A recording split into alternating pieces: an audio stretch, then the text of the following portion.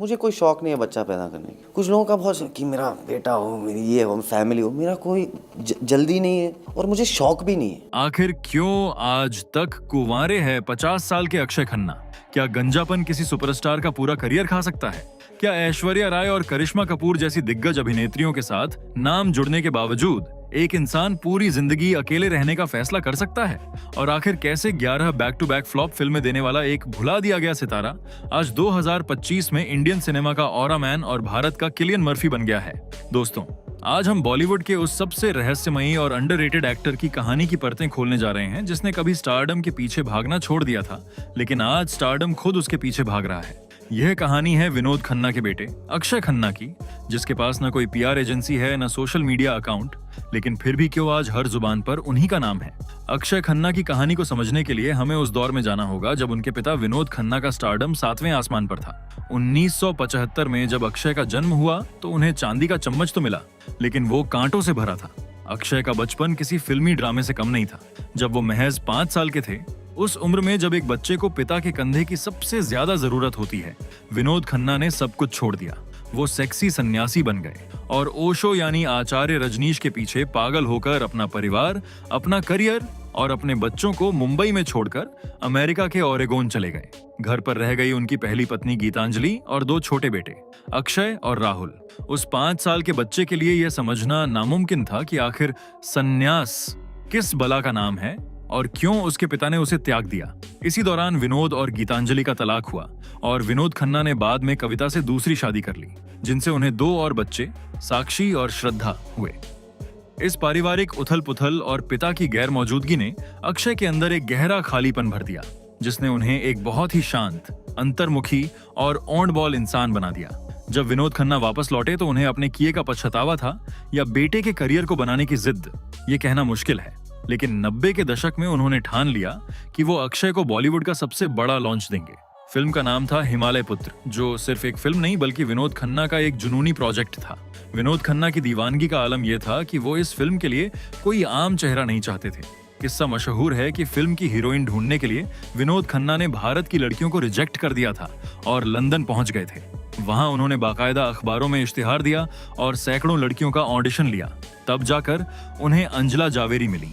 इतना पैसा, इतनी मेहनत और लंदन तक की दौड़ भाग, ये सब सिर्फ इसलिए था ताकि दुनिया देख सके कि विनोद खन्ना का बेटा आ रहा है।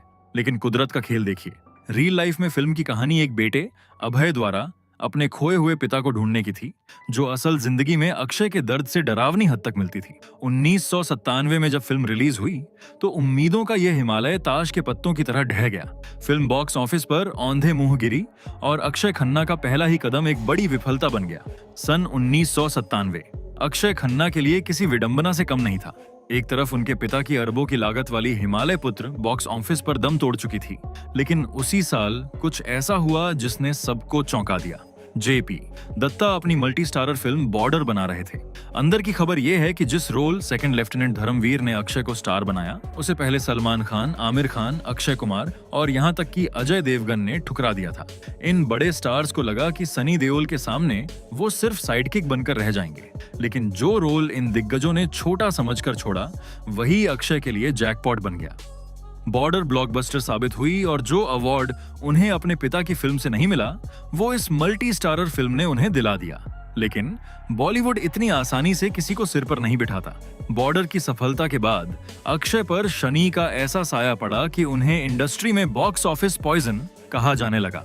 1997 से 1999 के बीच डोली सजा के रखना, लावारिस और कुदरत जैसी लगातार आधा दर्जन फिल्में डिजास्टर साबित हुईं। लोग कहने लगे थे कि यह लड़का सिर्फ मल्टी स्टारर में चल सकता है, अकेले अपने दम पर फिल्म हिट कराना इसके बस की बात नहीं। तभी एंट्री हुई शोमैन सुभाष घई की और फिल्म थी ताल। ताल में अक्षय का किरदार मानव इतना रईस और क्लासिक था कि उन्होंने अनिल कपूर जैसे दिग्गज के सामने भी अपनी अलग पहचान बना ली। और सिर्फ स्क्रीन पर ही नहीं, ऑफ स्क्रीन भी अक्षय का दिल कहीं और धड़क रहा था। यह वो दौर था जब अक्षय और ऐश्वर्या राय के रोमांस की अफवाहें उड़ी थीं। खुद अक्षय ने बाद में करण जौहर के शो पर यह कबूल किया कि वो ऐश्वर्या की खूबसूरती से इस कदर मंत्रमुग्ध थे कि पागलों की तरह लाइक अ लूनेटिक उन्हें घूरते रहते थे। उन्होंने ऐश्वर्या को इंडस्ट्री की सबसे सेक्सी लड़की बताया था। हालांकि यह इश्क परवान नहीं चढ़ा, क्योंकि ऐश्वर्या का नाम उस वक्त सलमान खान के साथ जुड़ने लगा था। लेकिन ताल ने अक्षय को फ्लॉप फिल्मों के दलदल से बाहर निकालकर वापस ए लिस्टर्स की लाइन में खड़ा कर दिया। सन 2001 में आई दिल चाहता है ने बॉलीवुड को देखने का नजरिया बदल दिया। लेकिन इस फिल्म के पीछे की कास्टिंग का ड्रामा किसी थ्रिलर से कम नहीं था। फरहान अख्तर की पहली पसंद के मुताबिक जो आकाश का बेफिक्र किरदार आमिर खान ने निभाया वो असल में अक्षय खन्ना के लिए लिखा गया था और ऋतिक रोशन को शांत सिड बनना था। लेकिन बॉलीवुड में बड़ी मछलियां अक्सर छोटी मछलियों का दाना खा जाती हैं। जब ऋतिक ने फिल्म छोड़ी और आमिर खान की एंट्री हुई तो आमिर ने साफ कह दिया कि उन्हें आकाश का ही रोल करना है। ऐसे में किसी भी स्टार किड का ईगो आड़े आ सकता था, लेकिन अक्षय ने बिना किसी नखरे के चुपचाप सिड का रोल स्वीकार कर लिया। और देखिए किस्मत का खेल, फिल्म में मजे सारे आमिर और सैफ ने किए, लेकिन इज्जत और अवार्ड अक्षय खन्ना ले गए। एक तलाकशुदा और शराबी महिला डिंपल कपाड़िया से प्यार करने वाले एक अंतर्मुखी लड़के का किरदार निभाकर उन्होंने साबित कर दिया कि वो अपनी उम्र से कहीं ज्यादा परिपक्व थे। लेकिन जहां स्क्रीन पर वो परिपक्व हो रहे थे, वहीं असल जिंदगी में वो एक ऐसे शारीरिक और मानसिक आघात से गुजर रहे थे जो किसी भी हीरो के लिए मौत समान होता है। गंजापन। सोचिए, एक लड़का जो सिर्फ 19 से 20 साल का है, जिसका पूरा करियर उसके चेहरे और लुक्स पर टिका है, उसके बाल मुट्ठियों में भरकर झड़ने लगे। अक्षय ने बाद में अपने इस दर्द को बयां करते हुए कहा था कि यह ऐसा था जैसे किसी पियानो वादक की उंगलियां काट दी जाएं। वो सुबह उठकर आईने में खुद को देखते और महसूस करते कि उनकी जवानी और करियर रेत की तरह फिसल रहा है। इंडस्ट्री के लोग जो कल तक उनकी खूबसूरती की कस्में खाते थे, अब दबी जुबान में उनके विग और हेयर ट्रांसप्लांट की बातें करने लगे थे। इसी हीन भावना ने शायद उन्हें रोमांटिक हीरो बनने से रोका और वो विलेन या कैरेक्टर रोल्स की तरफ मुड़ गए, जो अनजाने में उनके लिए वरदान साबित हुआ। और अगर करियर और लुक्स का तनाव काफी नहीं था, तो उनकी निजी जिंदगी में एक बहुत बड़ा दिल टूटने वाला हादसा हुआ। 90 के दशक के अंत में जब करिश्मा कपूर का अजय देवगन से ब्रेकअप हुआ था, तब उन्हें अक्षय खन्ना में एक सहारा मिला था। बात डेटिंग से आगे बढ़कर शादी तक पहुंच गई थी। करिश्मा के पिता रणधीर कपूर को अक्षय बहुत पसंद थे और उन्होंने खुद विनोद खन्ना के घर रिश्ता भेजा था। दोनों खानदान तैयार थे, पत्रिकाएं छपने ही वाली थीं, लेकिन फिर एंट्री हुई विलन की। करिश्मा की मां बबीता उस वक्त करिश्मा के करियर की डोर अपने हाथ में रखती थी। उन्होंने देखा कि उनकी बेटी नंबर 1 हीरोइन है और अक्षय खन्ना की फिल्में लाइन से फ्लॉप हो रही हैं। एक क्रूर व्यावहारिक फैसला लेते हुए बबीता ने अपनी बेटी के सुरक्षित भविष्य के लिए प्यार की बलि से चढ़ा दी और यह रिश्ता हमेशा के लिए टूट गया। यह बॉलीवुड का वो कड़वा सच था जिसने अक्षय को यह सिखा दिया कि यहाँ इश्क भी बॉक्स ऑफिस कलेक्शन देखकर किया जाता है। बॉलीवुड में कहावत है कि यहाँ कोई किसी का सगा नहीं होता, और अक्षय खन्ना के साथ जो 2007 में हुआ वो इस कहावत का सबसे बड़ा सबूत है। ये किस्सा उनके करियर का सबसे बड़ा व्हाट इफ यानी क्या होता अगर वाला क्षण है। उस साल लेखक अमोल गुप्ते ने एक फिल्म लिखी थी, तारे जमीन पर। गुप्ते के दिमाग में डिस्लेक्सिक बच्चे के संवेदनशील टीचर रामशंकर निकुंभ के रोल के लिए सिर्फ और सिर्फ अक्षय खन्ना का चेहरा था। अक्षय की दिल चाहता है वाली आर्टिस्टिक इमेज इस रोल के लिए एकदम फिट थी। अमोल गुप्ते आमिर खान के पास सिर्फ इसलिए गए थे ताकि वो उन्हें अक्षय खन्ना से मिलवा सकें या उनका नंबर दे सकें, लेकिन यहाँ एक ऐसा खेल खेला गया जिसे सुनकर आप दंग रह जाएंगे। आमिर खान, जो अक्षय के अच्छे दोस्त माने जाते थे, ने अमोल गुप्ते से कहा कि पहले मुझे स्क्रिप्ट सुनाओ। जैसे ही आमिर ने स्क्रिप्ट सुनी, उन्हें अंदाजा हो गया कि यह फिल्म इतिहास रचने वाली है। उन्होंने न सिर्फ फिल्म को प्रोड्यूस करने का फैसला किया, बल्कि वो रोल जो अक्षय के लिए लिखा गया था खुद ले लिया। सबसे हैरान करने वाली बात यह थी कि यह सब अक्षय की पीठ पीछे हुआ। जब तक अक्षय को भनक लगती, फिल्म की शूटिंग शुरू हो चुकी थी। बाद में खुद आमिर खान ने अक्षय से मुलाकात की और बिना किसी शर्मिंदगी के कबूल किया, अक्षय, मुझे स्क्रिप्ट इतनी पसंद आई कि मैंने अमोल को तुम्हारे पास आने ही नहीं दिया और मैंने फिल्म खुद कर ली। सोचिए, आपके हाथ से एक नेशनल अवार्ड विनिंग फिल्म छीन ली गई हो और छीनने वाला आपका अपना दोस्त हो। कोई और एक्टर होता तो मीडिया में हंगामा खड़ा कर देता, लेकिन अक्षय खन्ना की शराफत या शायद उनका भोलापन देखिए कि उन्होंने इसे चुपचाप स्वीकार कर लिया और कोई बवाल नहीं किया। ये घटना यह बताने के लिए काफी है कि अक्षय खन्ना इंडस्ट्री के शार्क टैंक में तैरने के लिए कितने सीधे थे। वो टैलेंटेड तो थे, लेकिन उनके पास वो चालाकी और भूख नहीं थी जो खान तिकड़ी के पास थी। इस एक घटना ने उनके करियर का ग्राफ बदल दिया। जहां आमिर मिस्टर परफेक्शनिस्ट बन गए, वहीं अक्षय खन्ना को यह एहसास हुआ कि इस इंडस्ट्री में टैलेंट से ज्यादा जरूरी है अपनी जगह के लिए लड़ना। जो वो कभी कर नहीं पाए। इसी दौर में उन्होंने गांधी, माय फादर जैसी बेहतरीन फिल्में भी की, लेकिन बॉक्स ऑफिस को तो सिर्फ मसालेदार नंबर्स की भाषा समझ आती थी और धीरे धीरे अक्षय रेस में पिछड़ते चले गए। इसके बाद का दौर यानी 2008 से 2011 तक का समय अक्षय के करियर का वो काला अध्याय था जहां वो मल्टी स्टारर फिल्मों की भीड़ में खो गए। उन्हें समझ नहीं आ रहा था कि वो किस दिशा में जाएं। उन्होंने रेस 2008 की, जिसमें उनकी एक्टिंग की तारीफ तो हुई, लेकिन सारी लाइमलाइट सैफ अली खान ले गए। प्रियदर्शन, जिन्होंने उन्हें कॉमेडी स्टार बनाया था, उन्होंने भी आक्रोश 2010 में उन्हें अजय देवगन के साथ कास्ट किया। आक्रोश में अक्षय ने एक करप्ट पुलिस वाले का रोल इतनी शिद्दत से निभाया था कि देखने वालों के रोंगटे खड़े हो गए, लेकिन फिल्म की मार्केटिंग और गलत रिलीज टाइमिंग की वजह से यह बेहतरीन फिल्म भी बिना शोर मचाए फ्लॉप हो गई। हद तो तब हो गई जब उन्होंने 2010 में फराह खान की 30 मार खान की। इसमें उन्होंने एक ऑस्कर ऑब्सेस्ड एक्टर का रोल किया था। विडंबना देखिए, उस पूरी फिल्म में सिर्फ अक्षय खन्ना की एक्टिंग ही थी जो बर्दाश्त करने लायक थी। उनका काम शानदार था, लेकिन फिल्म इतनी बड़ी डिजास्टर थी कि उसका धब्बा उनके करियर पर भी लगा। लोगों ने कहना शुरू कर दिया कि अक्षय खन्ना अब खत्म हो चुके हैं। साल 2012 में एक फिल्म आई थी, गली गली चोर है। ये फिल्म बॉक्स ऑफिस पर तो डिजास्टर साबित हुई ही, लेकिन इसके बाद अक्षय खन्ना ने जो किया उसने पूरी इंडस्ट्री को सन्न कर दिया। इस फिल्म की रिलीज के बाद अक्षय खन्ना अचानक गायब हो गए। यह कोई छोटा मोटा ब्रेक नहीं था, ये एक पूर्ण अज्ञातवास था। 4 साल तक न कोई फिल्म, न कोई पार्टी, न कोई इंटरव्यू और न ही किसी अवार्ड शो में उनकी झलक, जैसे धरती उन्हें निगल गई हो। बॉलीवुड, जो गॉसिप का भूखा है, ने तुरंत अपनी कहानियां गढ़नी शुरू कर दी। बाजार में यह खबर आग की तरह फैली कि अक्षय खन्ना को शराब की भयानक लत, अल्कोहलिज्म लग चुकी है और वो अपनी सुध बुध खोकर किसी रिहैब सेंटर में भर्ती हैं। लोगों ने कहना शुरू कर दिया कि विनोद खन्ना का बेटा भी उसी रास्ते पर चल पड़ा है जिस पर कई स्टार किड्स चलकर बर्बाद हो चुके हैं। मैगजीन्स में आर्टिकल छपने लगे कि कैसे एक होनहार एक्टर अपने ही डिप्रेशन और नशे के प्याले में डूब गया है। लेकिन इन बंद दरवाजों के पीछे की सच्चाई उन अफवाहों से कहीं ज्यादा गहरी और दर्दनाक थी। सच्चाई यह थी कि अक्षय खन्ना किसी नशे में नहीं, बल्कि एक रचनात्मक घुटन, क्रिएटिव सफोकेशन में जी रहे थे। उन्होंने बाद में खुलासा किया कि वो कैमरे के सामने एक्टिंग करते करते थक चुके थे, लेकिन इस गायब होने की सबसे बड़ी और निजी वजह कुछ और थी, जिसे उन्होंने दुनिया से छिपा कर रखा था। उनके पिता विनोद खन्ना की जानलेवा बीमारी। रिपोर्ट्स के मुताबिक यही वो दौर था जब विनोद खन्ना का स्वास्थ्य तेजी से गिर रहा था। उन्हें ब्लैडर कैंसर था, जिसका निधन 2017 में हुआ। जिस पिता ने बचपन में उन्हें ओशो के लिए छोड़ दिया था, उसी पिता के अंतिम वर्षों में अक्षय ने सब कुछ छोड़कर उनके साथ वक्त बिताने का फैसला किया। उन्होंने मुंबई की चकाचौंध और शोर शराबे को त्याग दिया और अलीबाग में अपने फार्म हाउस पर एकांत में रहने चले गए। वहां उन्होंने गार्डनिंग की, किताबें पढ़ी और खुद को उस मसाला हीरो की इमेज से तोड़ा जिसमें वो कभी फिट नहीं हो पा रहे थे। उन्होंने अपनी शर्तों पर एक ऑनबॉल या अजीब व्यक्ति बनकर जीना स्वीकार किया, जिसे लोगों से मिलना जुलना पसंद नहीं था। दुनिया जिसे उनका पतन और नशा समझ रही थी, वो असल में उनका पुनर्जन्म यानी रिबूट होने का तरीका था। वो शेर की तरह पीछे हटे थे ताकि एक लंबी छलांग लगा सकें। 4 साल के लंबे वनवास और सन्नाटे के बाद जब 2016 में अक्षय खन्ना वापस लौटे, तो वो पुराने लवर बॉय नहीं थे जो पेड़ों के पीछे गाना गाते थे।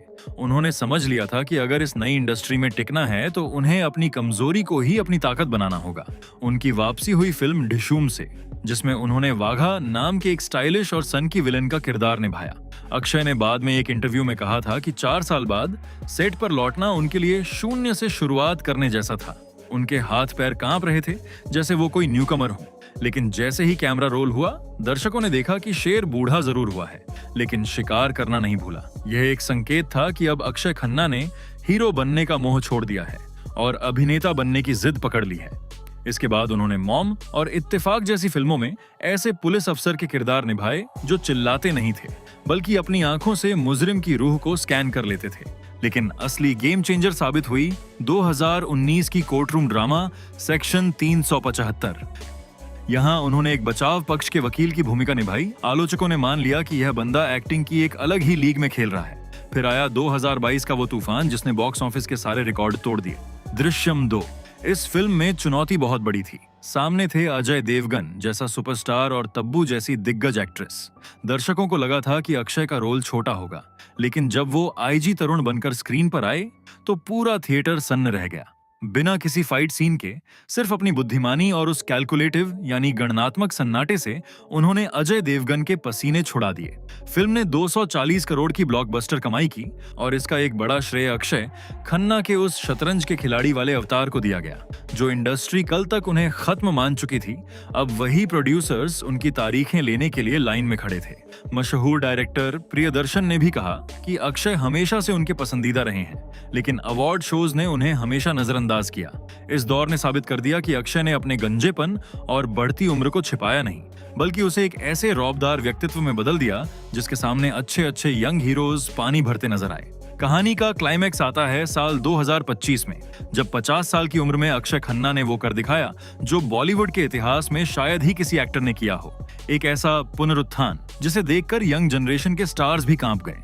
फरवरी 2025 में रिलीज हुई ऐतिहासिक फिल्म छावा में जब विक्की कौशल छत्रपति संभाजी महाराज बनकर शेर की तरह दहाड़ रहे थे, तो उनके सामने औरंगजेब बनकर खड़े अक्षय खन्ना चिल्ला नहीं रहे थे, बल्कि उनकी खामोशी स्क्रीन फाड़ रही थी। आलोचकों ने लिखा कि उन्होंने औरंगजेब को एक कैरिकेचर नहीं बल्कि एक चलता फिरता मौत का साया बना दिया। फिल्म ने बॉक्स ऑफिस पर 601 करोड़ रुपए की भारी कमाई की और इसका बहुत बड़ा श्रेय अक्षय की उस आत्मनियंत्रित स्थिरता को गया जिसने विक्की कौशल की आग को टक्कर दी। लेकिन अक्षय का असली जादू साल के अंत में चला, जब दिसंबर 2025 में आदित्य धर की फिल्म धुरंधर रिलीज हुई। इसमें उन्होंने रहमान डकैत नाम के एक पाकिस्तानी क्राइम लॉर्ड की भूमिका निभाई। सोशल मीडिया पर वो क्लिप आग की तरह वायरल हुई जिसमें अक्षय बहरीनी रैप गीत FA 9 LA पर एंट्री लेते हैं। दर्शकों को स्क्रीन पर जो स्वैगर दिखा उसके पीछे की असली कहानी बहुत कम लोग जानते हैं। लद्दाख की जानलेवा ऊंचाई पर शूटिंग करते समय ऑक्सीजन की कमी के कारण अक्षय की हालत खराब हो रही थी। हर शॉट के बाद उन्हें सांस लेने के लिए ऑक्सीजन सिलेंडर का इस्तेमाल करना पड़ता था, लेकिन जैसे ही डायरेक्टर एक्शन बोलता उनके चेहरे पर शिकन तक नहीं आती थी और वो पूरी अकड़ के साथ सीन देते थे। फिल्म में रणवीर सिंह जैसे एनर्जी के पावर हाउस मुख्य भूमिका में थे, लेकिन थिएटर से बाहर निकलने वाली पब्लिक और सोशल मीडिया रिव्यूज ने एक सुर में कहा कि अक्षय खन्ना शो स्टीलर थे और वो रणवीर सिंह पर भी भारी पड़ गए। बिना अपना खुद का इंस्टाग्राम अकाउंट बनाए, बिना किसी फालतू के PR स्टंट के अक्षय ने साबित कर दिया कि शेर की दहाड़ के लिए शोर की जरूरत नहीं होती। 278 करोड़ की कमाई के साथ 2025 आधिकारिक तौर पर अक्षय खन्ना का साल घोषित हो गया। 50 साल के अक्षय खन्ना आज भी कुंवारे हैं और बहुत शान से अकेले हैं। अक्षय ने बहुत बेबाकी से कहा है कि उन्हें कमिटमेंट फोबिया नहीं है, बल्कि यह उनकी अपनी चॉइस यानी पसंद है। उनका मानना है कि शादी का मतलब है समझौतों की लंबी लिस्ट और वो अपनी जिंदगी, अपने समय और अपनी आजादी पर पूर्ण नियंत्रण चाहते हैं। वो एक ऐसे इंसान हैं जो किसी को जवाब देना पसंद नहीं करते। वो खुद को एक सोशल मिसफिट या अलग थलग रहने वाला इंसान मानते हैं और उन्हें इस बात का कोई मलाल नहीं है। वो उन स्टार्स में से नहीं है जो एयरपोर्ट पर जानबूझकर फोटोग्राफर्स को बुलाते हैं या इंस्टाग्राम पर फर्जी जिम वीडियो डालते हैं। उन्होंने PR स्टंट्स, फेक खबरों और सोशल मीडिया की चकाचौंध को लात मार दी है। वो एक ऐसी दुनिया में रहते हैं जहां मोबाइल का नेटवर्क कम और सुकून ज्यादा है। यही वजह है कि जब वो स्क्रीन पर आते हैं तो उनकी आंखों में वो गहराई दिखती है जो इंस्टाग्राम के रील्स बनाने वाले स्टार्स में कभी नहीं आ सकती। तो दोस्तों, यह थी कहानी विनोद खन्ना के उस बेटे की जिसने हिमालय पुत्र की विफलता से लेकर धुरंधर की सफलता तक का सफर अपने दम पर तय किया। अक्षय खन्ना ने साबित कर दिया कि स्टारडम का मतलब हर वक्त चमकना नहीं होता, बल्कि सही वक्त पर जलना होता है। उन्होंने अपने गंजेपन को अपनी कमजोरी नहीं बनने दिया, बल्कि उसे अपनी पर्सनैलिटी का हिस्सा बना लिया। आपको अक्षय खन्ना का कौन सा रूप सबसे ज्यादा पसंद है? दिल चाहता है का सेंसिटिव सिड या दिमाग हिला देने वाला धुरंधर विलन? और क्या आपको भी लगता है कि आज के एक्टर्स को PR स्टंट छोड़कर अक्षय की तरह एक्टिंग पर ध्यान देना चाहिए? नीचे कमेंट करके जरूर बताएं।